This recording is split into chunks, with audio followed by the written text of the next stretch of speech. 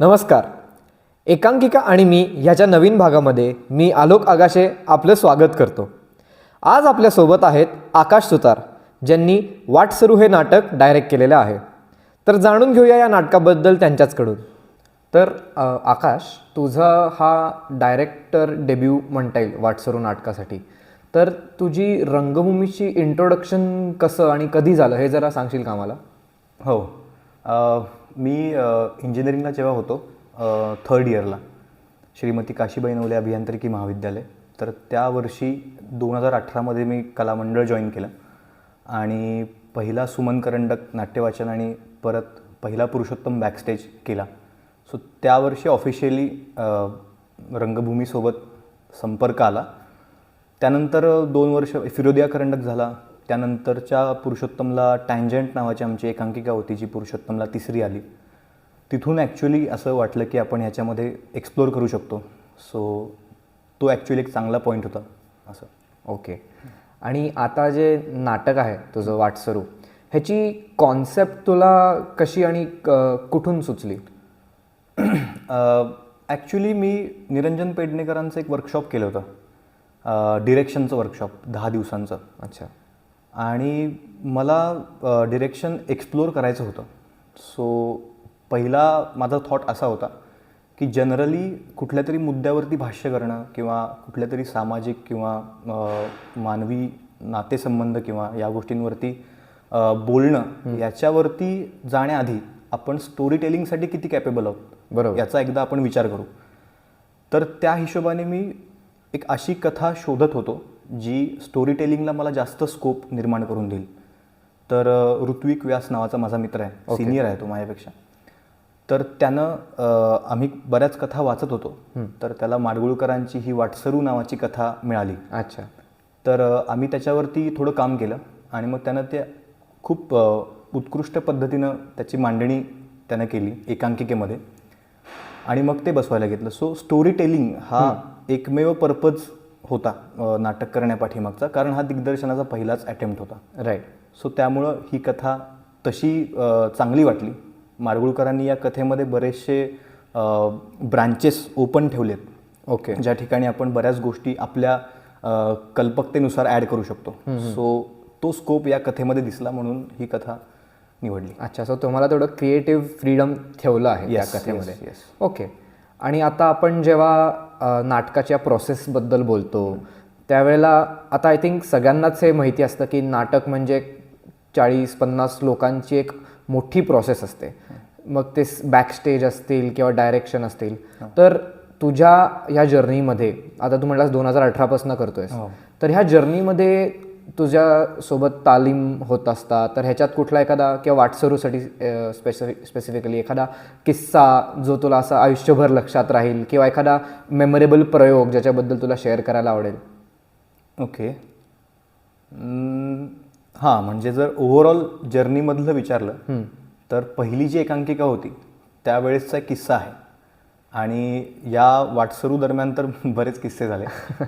पण पहिल्या एकांकिकेवेळेस टँजंटच्या प्रोसेस दरम्यान एका खूप महत्त्वाच्या स्पर्धेच्या प्रयोगामध्ये आम्ही नाटकातली सगळ्यात इम्पॉर्टंट प्रॉपर्टी विसरून गेलेलो. आणि ती पुण्यामध्ये आधी एका ठिकाणी प्रयोग झाला एका स्पर्धेचा, आणि दुसऱ्या ठिकाणी पोहोचल्यावर आमच्या लक्षात आलं की ती प्रॉपर्टी आधीच्या ठिकाणी आम्ही विसरलो. बापरे. तर ऐन वेळेस ती धांदल उडाली. मग लोक स्कूटीवरून जात आहेत, मग ते धडकत आणतायत. बापरे. सो आणि ती मोठी होती खूप प्रॉपर्टी, नांगर होता तो. ओके. तर तो एक किस्सा खूप भयानक होता. पण फॉर्च्युनेटली आमचा तो प्रयोग खूप छान झाला आणि स्पॉन्टेनियस गोष्टी खूप निघाल्या. राईट. त्यामुळं त्या ठिकाणी आम्हाला पहिला करंडक मिळाला. वाव. सो तो एक आयुष्यातला एक एकांकिका या झोनमधला एक खूप चांगला किस्सा आहे. आणि वाटसरूमध्ये म्हणाल तर आम्हाला शेवटचा जो आमचा प्रयोग झाला, अखिल भारतीय मराठी नाट्य परिषदेच्या कडून आयोजित एक स्पर्धा होती, नाट्य जागर कलेचा नावाची एकांकिका स्पर्धा. अच्छा. तर तो मुंबईचा प्रयोग खूप भारी झाला होता. ओके. तर त्यावेळेचे बरेचसे किस्से आहेत. त्या ठिकाणी बऱ्याचशा टेक्निकल गोष्टी होत नव्हत्या व्यवस्थित, तर त्या दिलेल्या टाईममध्ये कशा केल्या वगैरे ह्या गोष्टी बऱ्याच आहेत. ओके. मस्त. आणि आता आपली टीम किंवा टीम बिल्डिंग प्रोसेस ज्याला म्हणतात, बरेच अनोळखी लोक असतात सुरुवातीला, तर ह्याबद्दल काय सांगशील तू? येस, सो दिग्दर्शकाच्या बऱ्याचशा जबाबदाऱ्या असतात हे मला या प्रोसेसमध्ये कळालं आणि हा पहिला छोटा प्रयत्न होता. अच्छा. तर बरेच लोक म्हणजे राईट फ्रॉम लीड ॲक्टर्सपासून बऱ्यापैकी लोक अनोळखी होते, पण जे लोक काम करण्यासाठी आले ते त्यांच्या लेवलला खूप चांगलं काम करून आले होते. राईट. म्हणजे लिटरली काही लोक फिरोदिया जिंकून या ठिकाणी येत आहेत. ओके. माझ्याकडे 3 असे मेंबर्स होते, प्रणव खोत, शुभम निकम आणि सारंग पाटील, तर माझा रूममेटच आहे. अच्छा. तर ह्या तिघांनी हे तिघजण एका FTIच्या एका शॉर्ट फिल्मचा खूप महत्त्वाचा भाग होते आणि ती फिल्म कान्ससारख्या एका फेस्टिवलमध्ये जिंकून येते. वाव. तर अशा प्रोसेसमध्ये काम केलेली लोकंसुद्धा खूप स्वतःच्या इच्छेनं येऊन इनपुट्स देत होते, पडेल ती कामं खूप इफिशियंटली करत होते. त्यामुळं टीम बिल्डिंग आयडियली कसं झालं पाहिजे याचा एक चांगला नमुना मला ह्या प्रोसेसमध्ये बघायला मिळाला. आणि frankly speaking as a director मला ह्या प्रोसेसमध्ये अजिबात त्रास नाही झाला.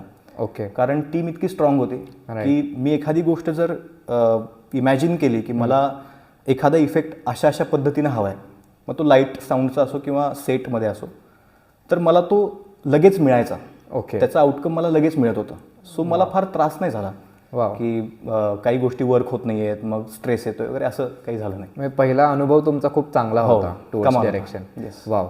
आणि आता तुम्ही लाईट साऊंड आणि हे मेन्शन केलंय, तर ॲक्टिंग स्किल्स किंवा अभिनय ज्याला म्हणतो आपण, तो एका नाटकासाठी खूप महत्त्वाचा असतो हे तर आपल्याला माहितीच आहे. पण ह्यासोबत संगीत झालं किंवा नेपथ्य झालं किंवा लाईट्स झाले, तर ह्यांचं महत्त्वसुद्धा कितपत असतं हे बऱ्याच लोकांना माहीत नसतं, कारण बऱ्याच लोकांना ते दिसत नसतं. तर ह्याच्या महत्त्वाबद्दल काय सांगशील?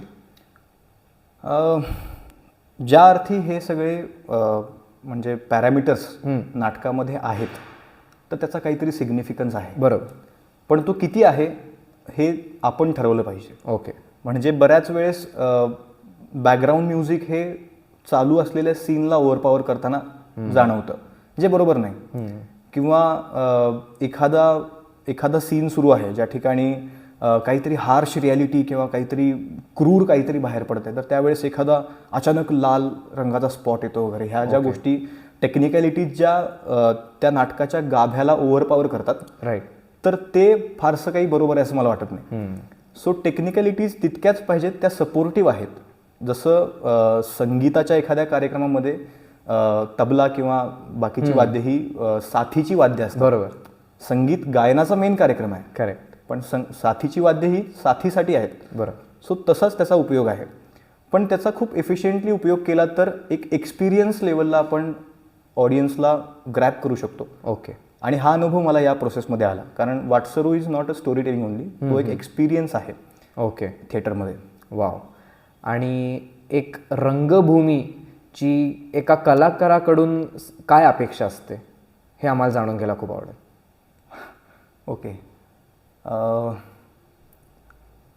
अवघड आहे थोडं, पण मला असं वाटतं की आत्ता जस्ट मराठी रंगभूमी दिन पण झाला आत्ता इतक्यात, तर त्या ठिकाणी सांगलीमध्ये मी होतो. ओके. तर कडणे सर म्हणून खूप सिनियर एक व्यक्तिमत्व आहे सांगलीतलं. अच्छा. तर त्यांच्याकडून एक वाक्य मी ऐकलं परवा की रंगभूमीला तुम्ही निवडलंय, चांगली गोष्ट आहे, पण रंगभूमीने तुम्हाला निवडले का हा प्रश्न आहे. आणि ती तेव्हाच निवडेल जेव्हा काल मिळालेलं सक्सेस पुसून आज मी काहीतरी नवीन त्याच्यापेक्षा वेगळं करण्याचा ट्राय करेन, तेव्हा ती मला ॲक्सेप्ट करेल. हे त्यांचं वाक्य आहे. ते माझ्या गुरु समान आहेत. तर मला वाटतं हेच काय ते गणित आहे एकंदरीत. वाव, खूप छान मांडलं तू. आणि आपल्या आजच्या या पॉडकास्टसाठी एवढा तुम्ही वेळ काढून आलात. We are very grateful and thank you so much for coming on the show. Thank you so much. तुम्हाला सुद्धा खूप शुभेच्छा थँक्यू सो मच ग्रुपसाठी. थँक्यू.